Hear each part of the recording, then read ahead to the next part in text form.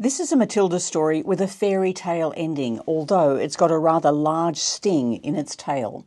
You might remember Matilda Aivi Luik speaking to me about this doping charge she was fighting against the Italian national anti-doping body. Well, NADO Italia has issued a statement on its website without fanfare. Essentially, it says the charge has been annulled, meaning Aivi Luik is cleared. She did not dope, and there will be no sanction recorded next to her name. This is not a partial finding, this is a total erasure.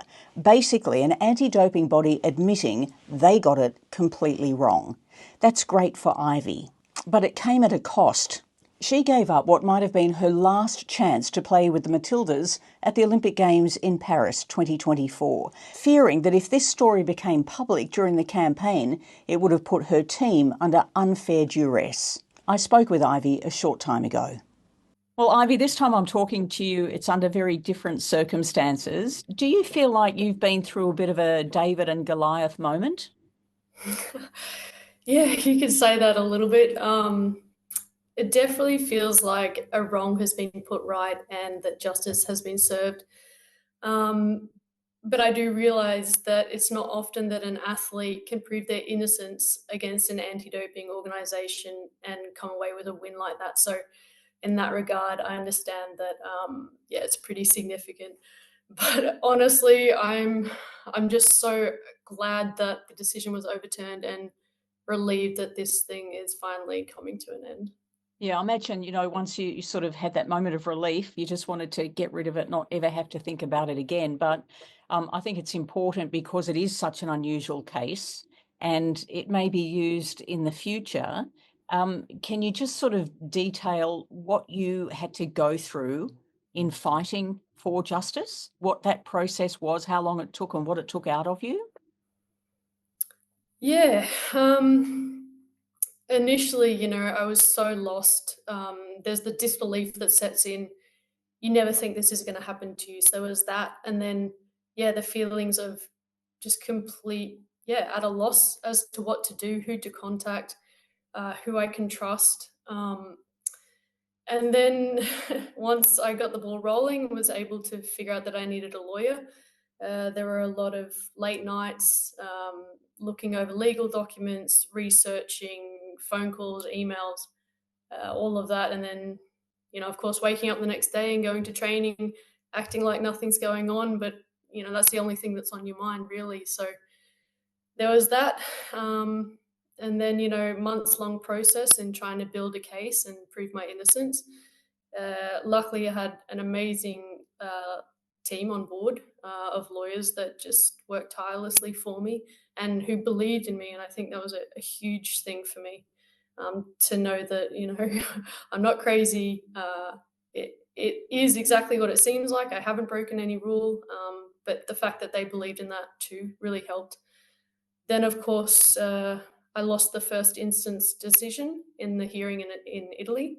And then there was a big decision on whether or not to appeal. And after you lose something like that, it's quite disheartening and it's hard to think clearly and you kind of have to process it a bit. But finally, we came to the conclusion, and I got to thank my head lawyer, Alexis Schoeb, for this because, he really believed that an injustice was going on and that no rule was broken. So there was a time when I thought, maybe we just leave it. It's just 3 months. But, he kept me going and kept me fighting. And we decided to appeal at CAS,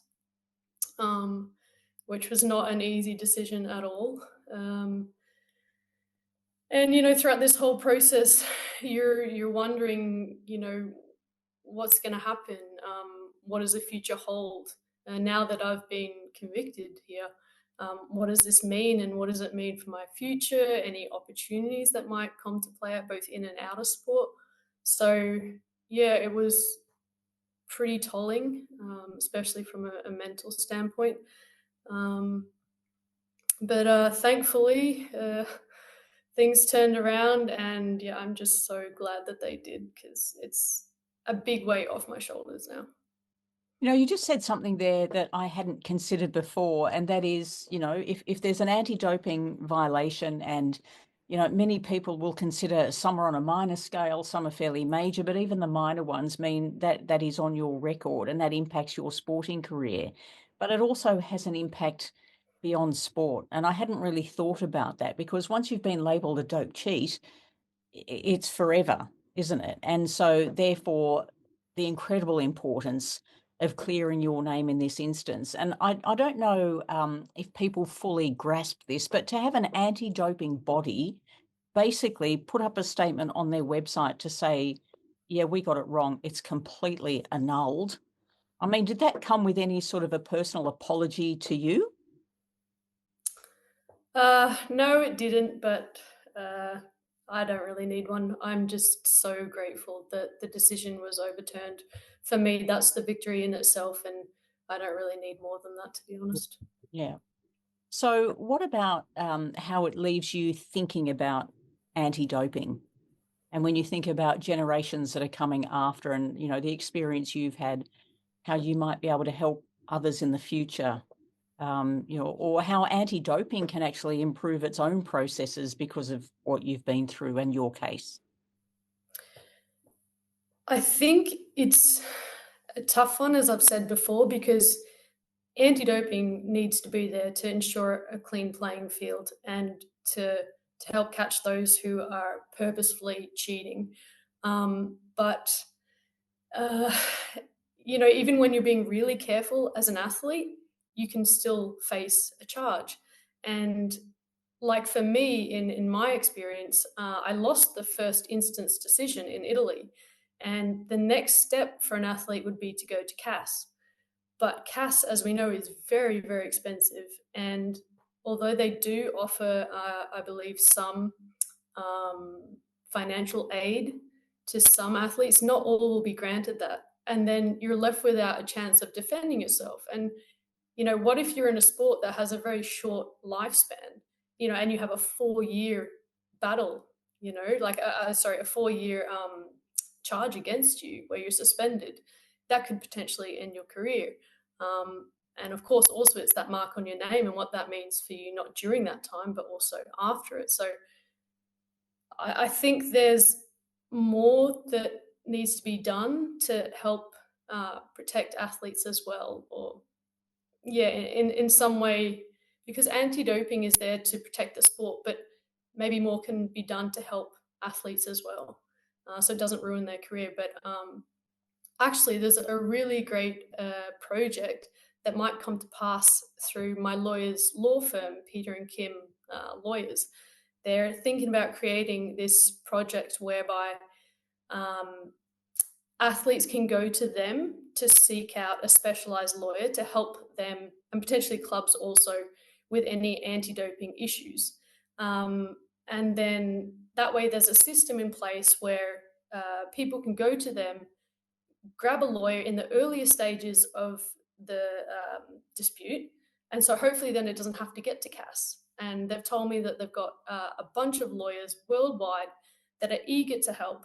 And so I'm hoping that, in light of what's happened in my experience, them creating this project, it can come to fruition. And then also I can be a part of it.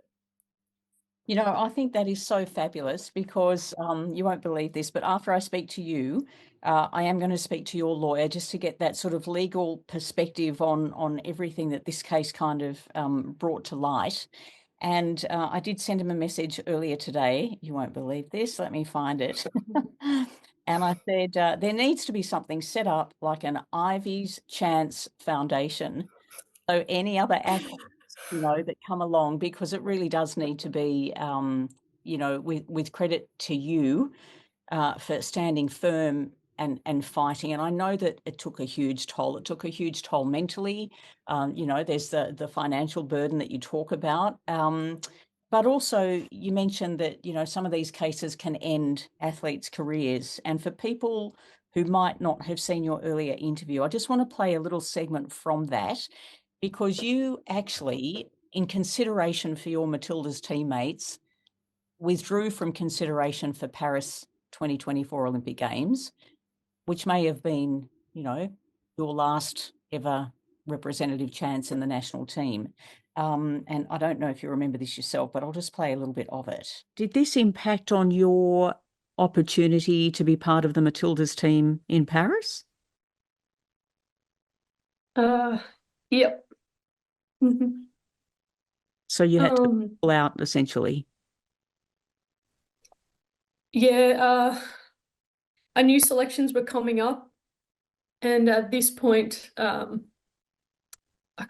think it was like end of May, and I was kind of in the midst of this, and yeah, look, I just knew that, well, first of all, I wouldn't, as much as I tried, I wouldn't be able to be training at my best and be 100%, which is what is needed from every single athlete in the team to increase your chances of winning a gold. And that's not fair to the team, but more so than that, I was terrified at the thought of this affecting the team. Because we had a really great chance going into that tournament to do well and to medal finally, and that was the hopes and dreams for everyone. And I was just so scared of the thought that maybe something like this comes out during the Olympic tournament, and what that would do for the girls and the team in general, and all the hard work that they'd prepared for, and just the way that it would take the focus off of them, and probably negatively affect their performance. There's no way I couldn't do that. So yeah, I had to call up Tony and just pull my name from the selection.